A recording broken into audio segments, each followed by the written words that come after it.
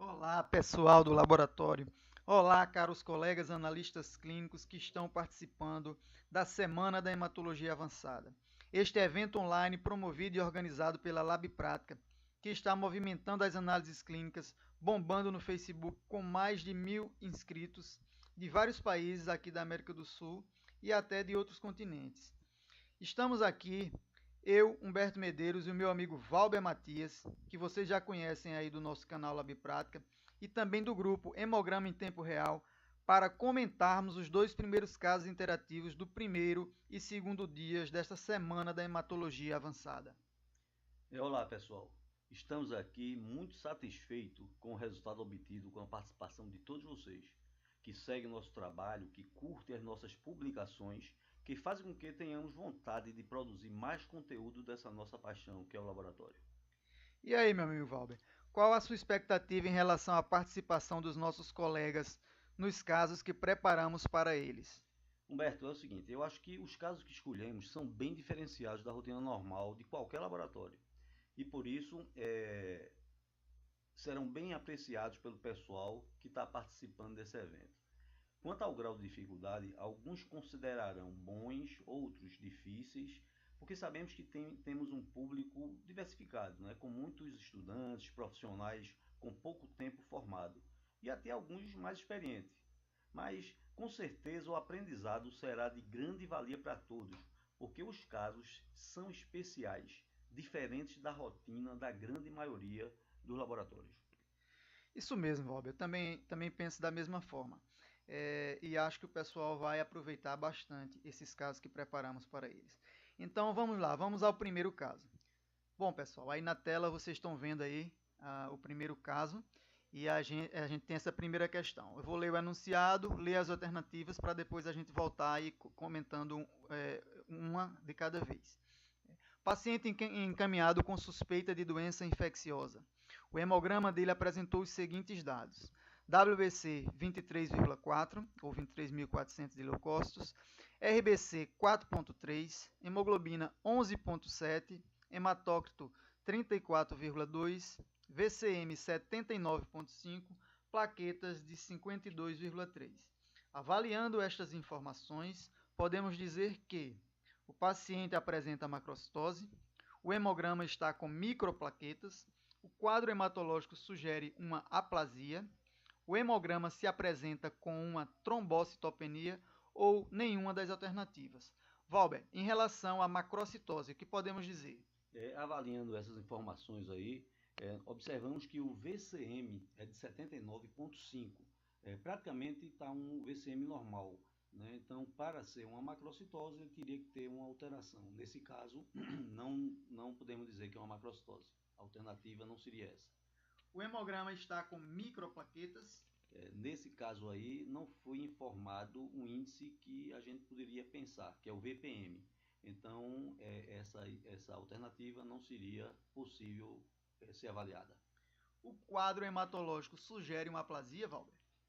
Como vocês sabem, na aplasia, geralmente o paciente apresenta um quadro pancitopênico, onde todos os índices, tanto leucocitário, hematimétricos e plaquetários, estariam abaixo. Observando aí, você vê o WBC, o leucócito, está em 23.400, está até alterado, né, para mais.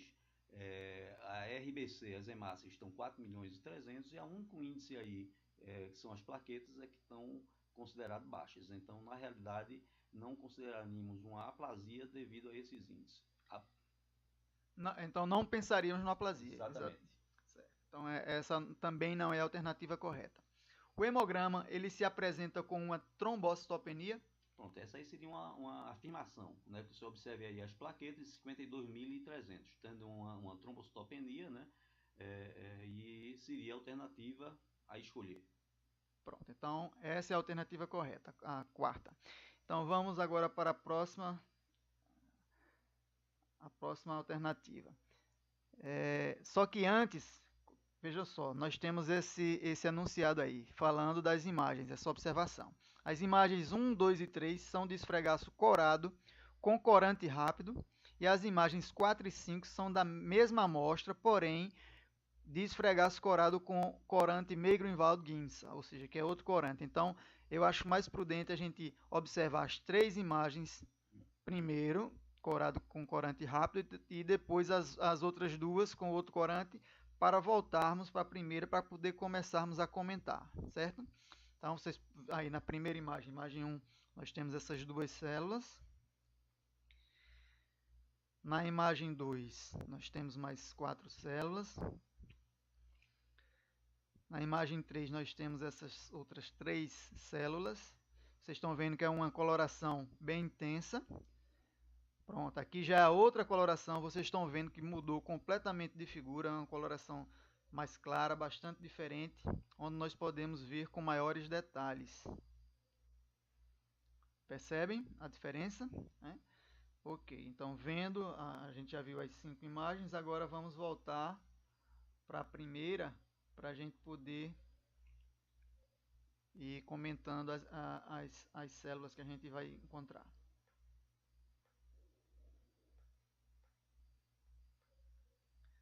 Ok, aqui. Pronto. Na imagem 1, né? A questão diz assim: observe a imagem 1 e identifique as células de 1 a 2. Então, nessa imagem 1, nós temos uma célula que a gente não vale nem a pena perder tempo com ela, que é a célula número 1, que a gente está vendo claramente que é um neutrófilo segmentado. E a imagem 2, Valber? Bem, a imagem 2, a avaliação que devemos fazer é o seguinte: por ser um corante panótico, corante rápido, observe que a célula é uma célula com característica linfóide, é uma célula, né, de tamanho moderado, consegue-se visualizar aí um esboço de nucleolo, né? Então, assim, teoricamente, eu pensaria numa célula com característica de maturidade, né? Nesse caso, eu consideraria como blasto. Desculpa aí. Vamos passar aqui para a imagem 2. Observe a imagem 2 e identifique as células de número 3 a 6. Vai ter um erro aí, é 3 a 6. Então, a 3 também, da mesma forma, a gente não precisa perder tempo, a gente está vendo claramente aí que é um neutrófilo segmentado.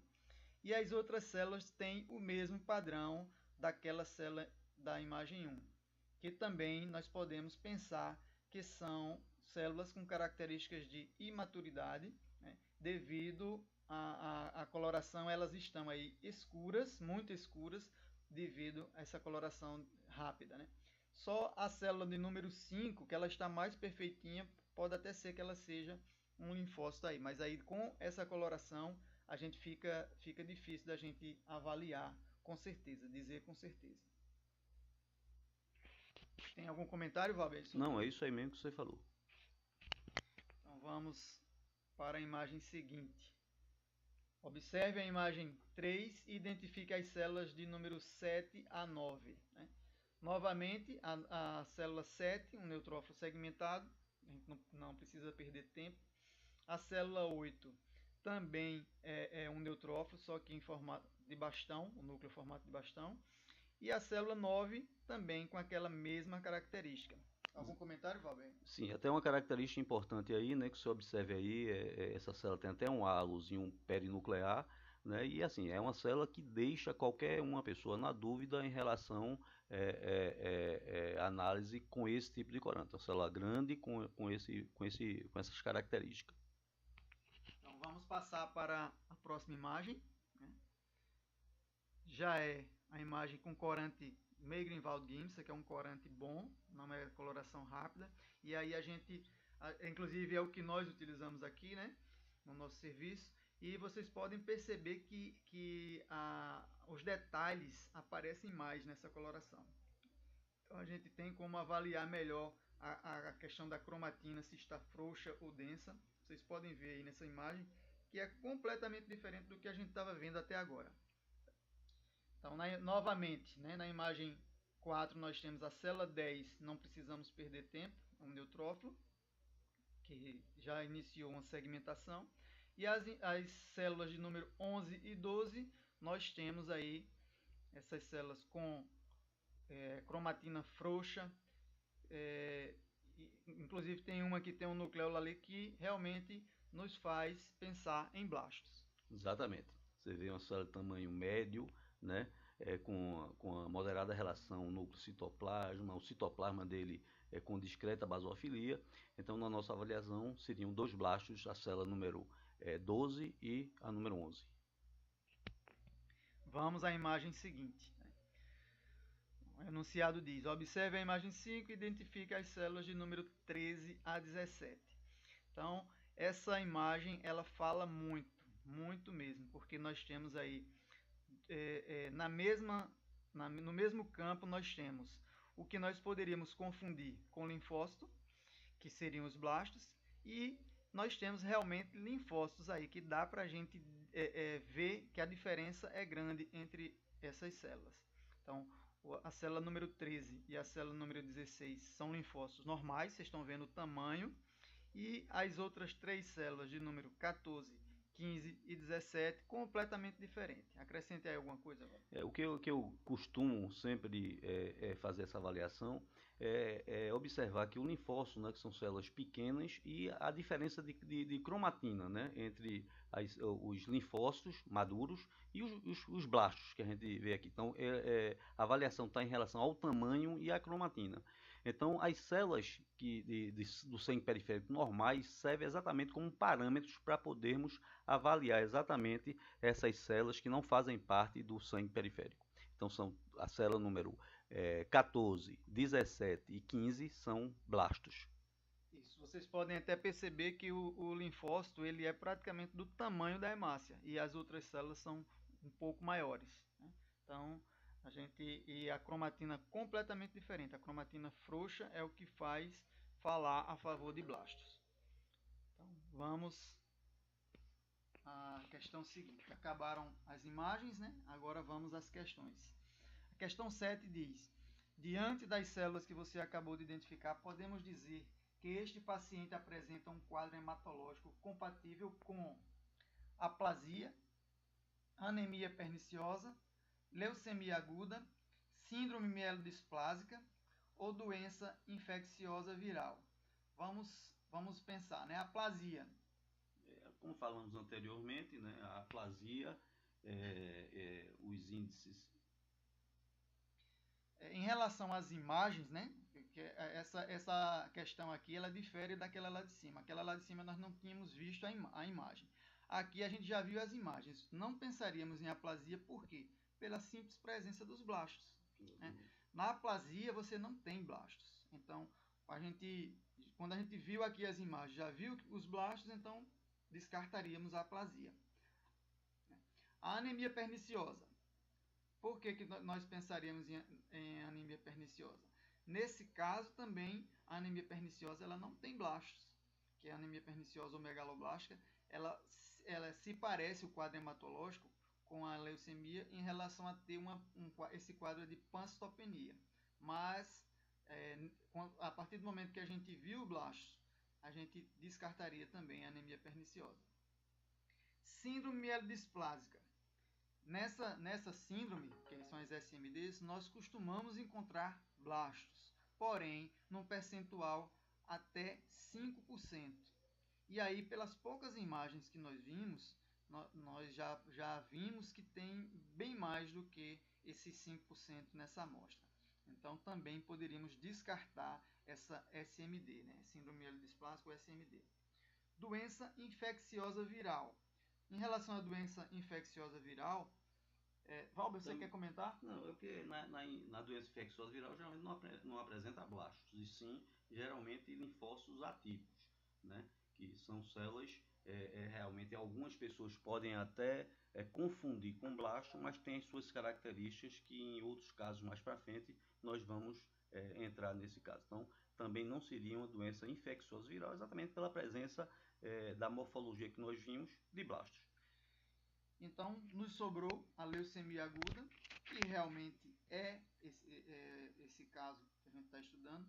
As leucemias agudas, elas são doenças, são neoplasias malignas que apresentam no sangue periférico e na medula óssea, principalmente na medula óssea, mais de 20% de blastos. Então, pelas poucas imagens que nós vimos aí, essa amostra ela tem mais de 20 blastos. Vocês viram que em uma imagem só ali a gente tinha 2 blastos. E realmente essa é a nossa alternativa. E só para complementar aí, Humberto, dizer que todas esses exames, né, nesse caso a gente confirmou a leucemia aguda, são realizados mielogramas que nós observamos e confirmamos esse diagnóstico, como o Humberto disse, com a presença de mais de 20% de blasto na medula óssea. Vamos à questão seguinte. Você percebe alguma diferença nas imagens coradas com os diferentes corantes? Até nós já comentamos anteriormente, né, quando a gente viu as imagens primeiro, antes de começar a comentar as células, que a diferença é grande de um corante para o outro. Então, realmente é uma diferença que interfere na avaliação na microscopia. Eu gostaria também de fazer uma ressalva aí, exatamente, nós trabalhamos fazendo esse comparativo desses corantes, porque às vezes crianças até 5 anos com presença de uma linfocitose, né, às vezes relativa e absoluta, e esses linfócitos são muito confundidos com esses linfócitos normais, esses blastos são confundidos com linfócitos normais, porque são células pequenas, né, e existe essa dificuldade de diferenciação entre blastos e linfócitos, principalmente se a quantidade de blastos no periférico for pequena. Então, realmente requer muito cuidado, né? Essa nossa coloração, a coloração Meyer-Grunwald-Giemsa, nos ajuda exatamente a fazer essa diferenciação entre os linfócitos normais e os blastos. Na sua opinião, essa diferença interfere na interpretação dos leucócitos na microscopia? E até a gente já terminou respondendo em cima dos comentários que a gente fez em relação à questão anterior. A gente vê e na prática que interfere sim. A avaliação é completamente diferente. A última questão, qual a sua avaliação desse estudo de caso? Isso aí é uma opinião de vocês, que vai servir para a gente preparar os próximos materiais, certo? Então, espero que vocês façam também essa avaliação, ela vai ser muito importante para a gente. Agora a gente vai partir para o caso 2. O caso 2. O hemograma do paciente deste estudo de caso apresentou os seguintes dados: WBC 12, RBC 1,51, hemoglobina 5, hematócrito 15,7, plaqueta 11. Avaliando estas informações, podemos dizer que o paciente apresenta anisostose, o hemograma está com microplaquetas, o quadro hematológico sugere uma policitemia vera, o hemograma se apresenta com uma pancitopenia ou nenhuma das alternativas. Então vamos lá, primeira alternativa. Em relação à anisostose, Valber. Nessa alternativa aí, precisaríamos de um índice para fazermos a avaliação. Exatamente o RDW que não foi colocado. Então não poderíamos dizer que existe uma anisostose e após observarmos a lâmina, sim, poderíamos até chegar a essa observação, mas o índice nos daria essa informação mais precisamente. O hemograma está com microplaquetas, Humberto? Não, em relação a microplaquetas também é o mesmo caso do caso 1. Nós não temos o VPM para poder avaliar, né? Então não poderíamos também afirmar. Então essa questão também, essa alternativa está descartada. O quadro hematológico sugere uma policitemia vera? Nesse caso também não, porque na policitemia vera ou poliglobulia você apresenta uma quantidade muito grande de hemácias. E nós observamos aí que temos apenas 1,5 milhão de hemácias. Então essa alternativa não seria a escolhida. O hemograma se apresenta como uma pancitopenia. E essa alternativa, o que é que você diz? Não, também não, porque a pancitopenia, os 3 índices estariam baixos. Então observe que nós temos o leucócito de 12.000, né, a hemoglobina de 5 e as plaquetas de 11.000. Né? Então, nós na realidade teríamos uma bicitopenia, que é uma diminuição da série vermelha, com 1,5 milhão de hemácia, hemoglobina de 5, e a plaqueta de 11.000. Então, a alternativa correta, nesse caso, seria nenhuma das alternativas. Isso mesmo. Então, vamos à questão seguinte. Observe a imagem 1 e identifique as células de número 1 a 4. Bom, nessa imagem de 1 a 4, a gente está vendo uma célula que costumamos até encontrar no sangue periférico normal, que é a célula de número 4, é um bastão, né? Como vocês podem ver. Alguns aqui poderiam até classificar essa célula como sendo um metamielócito, porque ainda está um bastão ainda meio gordinho, digamos assim, né? Então, poderiam pensar em um metamielócito? Sim. Eu, no meu caso aqui, eu consideraria um bastão, porque para mim ele já está bem alongado, né? Então, um bastão. E as outras 3 células, elas têm o mesmo padrão, né? Vocês estão vendo aí cromatina frouxa, o citoplasma levemente basófilo, só uma que destoa um pouquinho o formato do núcleo, que está um pouco diferente, mas ele tem o mesmo padrão, que nós podemos considerar aí 3 blastos. Algo a acrescentar, Valber? Sim, só observar, principalmente nas 2 células maiores, a presença do nucleolo bem evidente. Então vamos à imagem seguinte. A questão seguinte, quer dizer. Questão 3. Observe a imagem 2 e identifique as células de número 5 a 11. Então, novamente, vamos começar pelo que nós costumamos encontrar no sangue periférico. Nós temos a célula de número 11 e a célula de número 5. Aqui a célula de número 11 e a célula de número 5. Célula 11, no neutrófilo, que aqui alguns poderiam considerar um bastão, e outros poderiam até considerar um segmentado, porque já iniciou-se uma segmentação. Aqui a gente já está vendo aqui uma divisão sendo iniciada. Então, ambas estariam corretas. A célula de número 5 também encontramos em sangue periférico normal. Qual seria, Valber? O monócito, né? Bem claro, bem característico, sem dúvida nenhuma. E as outras células, 7, 10, 9, 6 e 8, vocês veem que tem o mesmo padrão das células que vimos anteriormente. E que aqui também nós consideramos... Todas elas blastos. Certo. Prestem atenção, comecem a prestar atenção no formato delas, que lá na frente vai ser importante para a gente. Preste atenção no formato dessas células. Vamos à próxima questão. Questão 4. Observe a imagem 3 e identifique as células de número 12 a 18. Então, novamente, vamos classificar primeiro as células que nós encontramos no sangue periférico normal, começando pelo mais fácil, né? Célula de número 16. Aqui vocês podem ver um neutrófilo segmentado. Célula de número 13, também um neutrófilo, que aqui está mais para um bastão, né? Só começou aqui uma divisão, mas a gente poderia classificar realmente como um bastão. A célula de número 14, Valber. Um eritroblasto, né? Exatamente, com o núcleo já sendo excluído aí da hemácia, mas um eritroblasto normal. E vocês podem ver, confirmar que realmente é um eritroblasto, comparando o citoplasma dessa célula com o citoplasma da hemácia. Praticamente igual. Ele aqui tem uma diferençazinha porque ainda tem um restinho de policromazia. E as outras células, novamente, 12, 15, 18 e 17, com aquele mesmo padrão das células que a gente viu anteriormente. Então, novamente, nós temos aí 4 blastos.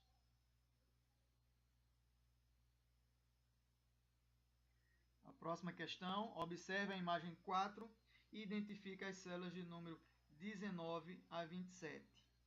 Então, novamente, vamos começar. Começa, Valber, pelas mais fáceis. Fazem parte do sangue periférico, né?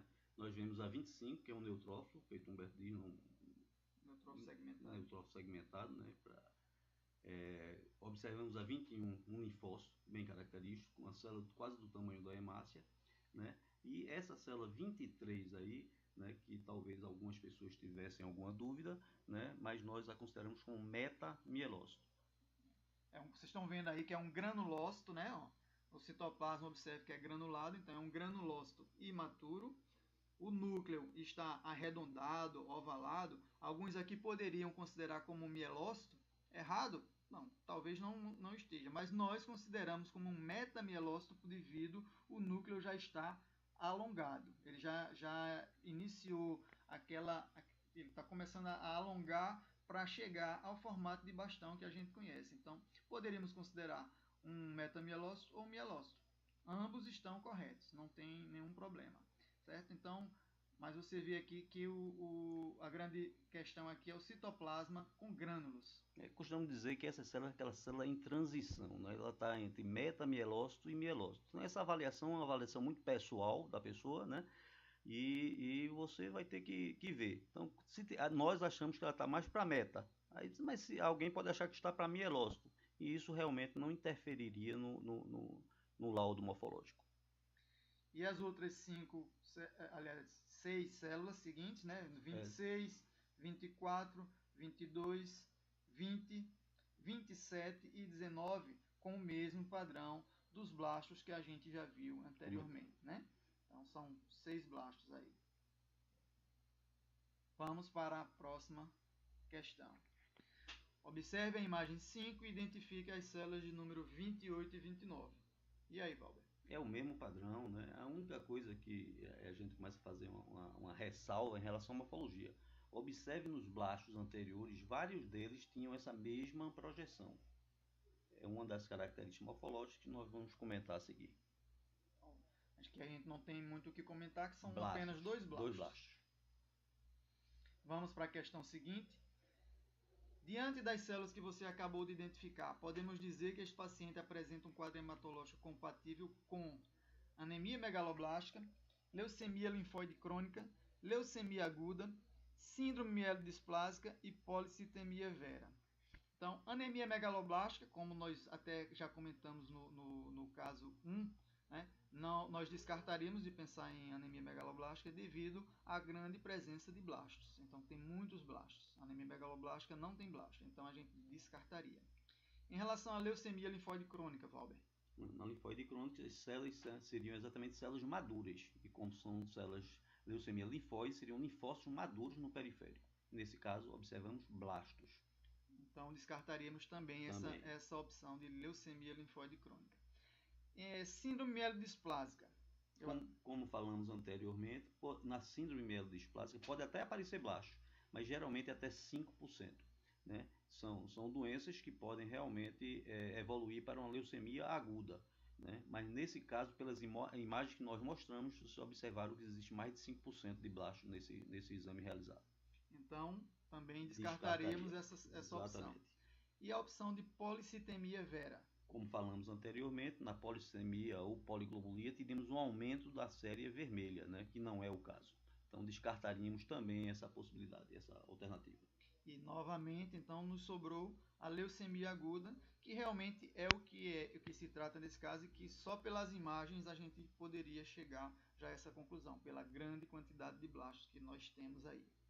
Então, vamos para a próxima questão. A maioria destas células, a exemplo das células de número 28 e 29, que você viu neste estudo de caso, tem um nome descritivo morfológico característico conhecido como bastonete de Auer, dacriócitos, espelho de mão, ou hand mirror cells, monoblasto e mieloblasto. Então, eu vou voltar um pouquinho para a gente poder ver essas células com maiores detalhes, a célula 28 e 29. Tá aqui, que é a última imagem. Porém, vocês viram que lá atrás tem muitas imagens assim. Então, são células que emitem essa projeção, aqui é uma projeção citoplasmática, e devido a essa emissão dessa projeção, elas tomam um formato característico. Né? Então, tomam um formato característico. Então, vamos lá para as alternativas novamente. Então, bastonetes de Auer, Valber. Não, bastonetes são inclusões citoplasmáticas em forma de agulha, né, que tem uma coloração bem específica, e geralmente aparece nas leucemias mieloide aguda. Né? Se tivéssemos observados, nós falaríamos que seria exatamente uma leucemia mieloide, mas não foi observado nessas células, né, essa inclusão. Então descartaríamos essa alternativa. Né? Dacriócitos. O dacriócitos são alterações morfológicas na série vermelhas em forma de lágrimas, né? E nesse caso não foi observado. E essa terceira opção aí, espelho de mão? Isso é uma característica morfológica, aqueles espelhinhos de mão que tem uma projeção citoplasmática, você fica parecendo um espelho, né? Então, na descrição, poderíamos colocar essa observação. Então, são blastos, né, com projeções citoplasmáticas, parecendo exatamente o espelho de mão, ou hand mirror cell, como são conhecidas. Isso, então essa é a nossa alternativa. Essa é a alternativa do nosso caso, né? Exatamente. Vocês viram aí os blastos em formato de espelho de mão. Então vamos para a próxima.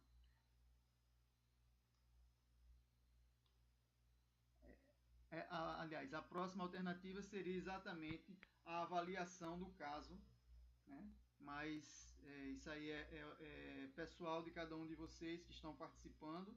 E a gente termina aqui a avaliação, os comentários desses dois últimos casos. Esperamos, né, que vocês tenham gostado desses dois casos e nos próximos, com certeza, vocês vão encontrar coisas diferentes. A gente está com material diferente para os próximos casos. Valber, considerações finais? É isso aí. Esperamos a avaliação de vocês para que nos impulsione exatamente a tentar melhorar cada vez mais. Valeu, pessoal. Muito obrigado. Até o próximo vídeo. Um abraço. Outro abraço aí.